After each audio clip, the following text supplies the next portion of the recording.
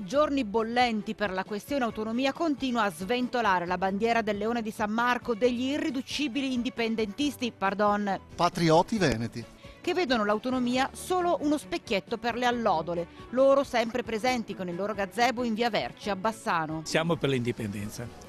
Indipendenza, quando sei indipendente fai quello che vuoi, hai i tuoi giudici, le tue leggi, eccetera. la tua scuola. L'autonomia oggi te la danno, domani te la tolgono. L'autonomia potrebbe essere un punto di partenza, se fosse un'autonomia però seria.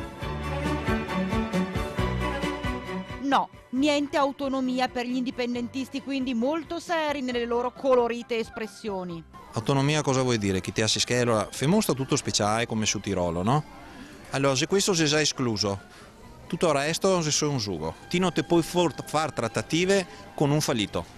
Non sta mai metterti a fare affari con uno che le desparà, perché te ciava. Scusa la parola, signori. Ma se così l'Italia la si desparà? E non potevamo non porre questa domanda. Essere patrioti veneti cosa vuol dire?